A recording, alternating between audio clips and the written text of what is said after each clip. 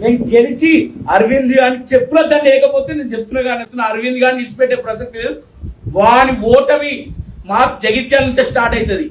మేము బీజేపీ కండువాలు వేసుకొని చెప్తున్నామన్నా, బీజేపీ కండువాలు వేసుకునే వానికి ఓటే అవుతుందని చెప్తాం.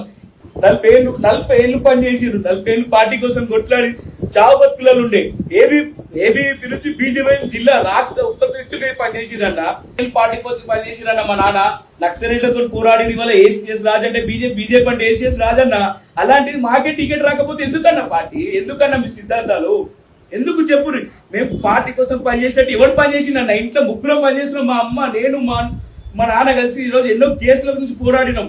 ఇప్పటికీ కేసుల కోసం తిరుగుతున్నాం అన్న. ఎవరన్నా క్యాండిడేట్ ఎప్పుడు తిరిగిందన్న? పార్టీ కండువా వేసుకోలేదు, కనీసం పార్టీ కోసం తిరగలేదు. అలాంటి వ్యక్తిని వల్ల తీసుకొచ్చి నువ్వు బీజేపీ అభ్యర్థి అని ఎట్లా చెప్తారు? ఎట్లా చెప్పుకుంటారు? నేను బరాబర్ చెప్తున్నా, అడ్డుకుంటాము, అరవింద్ అడ్డుకుంటాము, శ్రావణ్ అడ్డుకుంటాము, బరాబర్ చర్యలు తీసుకుంటాం. అవసరం అయితే ఇండ్ల పైన దాడులకు కూడా తెగిస్తాం. మేము ఖచ్చితంగా చెప్తున్నా అన్న. అసలు సమస్యలు ఎప్పుడన్నా భవిష్యత్తు ఎప్పుడు ఎన్ని పార్టీలు మారిందన్న? ఆమె ఫస్ట్ కాంగ్రెస్ వాళ్ళు, తర్వాత టీడీపీ, తర్వాత టీఆర్ఎస్, తర్వాత బీజేపీ. ఎప్పుడన్నా భర్త ఆడు భోగ ప్రవీణ్ గాడు ఎప్పుడన్నా బీజేపీ బొమ్మ పెట్టుకొని బయటకు వచ్చిండ? వాడు కండు వేసుకొని బయట తిరిగిండ? వాడు భో ప్రవీణ్ గాడు వాడెవరన్నా శాసించడానికి?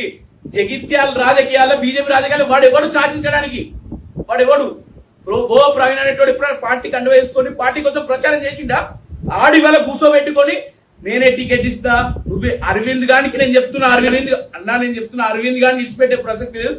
వాని ఓటమి మా జగిత్యాల నుంచే స్టార్ట్ అవుతుంది. మేము బీజేపీ కండువాలు వేసుకొని చెప్తున్నామన్నా, బీజేపీ కండువాలు వేసుకునే వానికి ఓటే అవుతుందని చెప్తాం. ఎవరు సస్పెండ్ చేస్తారో అసలు జాగ్రత్తనే. మేము నక్సలైట్లకే భయపడలేదన్నా, నక్సలైట్లకు భయపడకుండా పనిచేసిన మా నాన్న వాళ్ళు. ఆఫ్టర్ ఈ లంగం ఉండవడులకు ఎవరు భయపడతారు? ఆఫ్టర్ ఈ లుచ్చాగాళ్ళకి ఎవరు భయపడతారు? మేము భయపడే ప్రసక్తి లేదు. బరాబర్ భోగ ప్రవీణ్, భోగ శ్రావణ్కి తగిన బుద్ధి చెప్తాము. ఒక్కొక్కరు ఉరికించినంత జగిత్యాల. ఏమనుకుంటారు?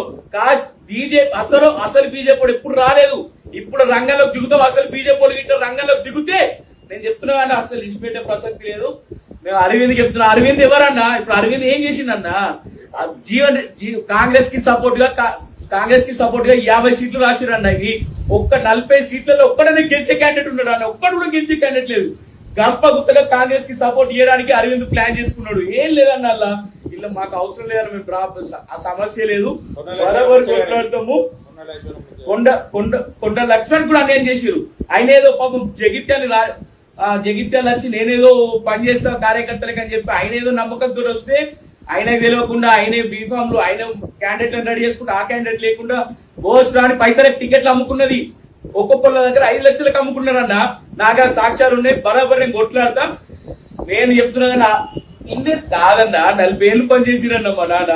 40 ఏళ్ళు పనిచేసిరు. 40 ఏళ్ళు పార్టీ కోసం కొట్లాడి చావు బతుకులలో ఉండే ఏబీపీ నుంచి బీజేపీ జిల్లా రాష్ట్ర ఉత్తర పనిచేసిరన్న. ఇట్లాంటి వాళ్ళు ఇవాళ అన్యాయం జరిగితే ఎందుకుంటాం అన్న? మేము మాకు ఏం చేసిందన్న పార్టీ? ఎక్కడ వెళ్ళే అన్న సిద్ధాంతాలు? పార్టీ ఫస్ట్ సెల్ఫ్ నెక్స్ట్ అని చెప్పుకునే పార్టీ ఈ రోజు ఎందుకు స్పందిస్తలేరు? సంఘంలోకి ఎందుకు స్పందిస్తలేరు? కార్యకర్తలకు అన్యాయం జరిగితే అసలు ఊపిన సమస్యలే అన్న. పోరాటం ఖచ్చితంగా మేము గెలిచి అరవింద్ అని చెప్పులద్దని లేకపోతే నేను చెప్తున్నా.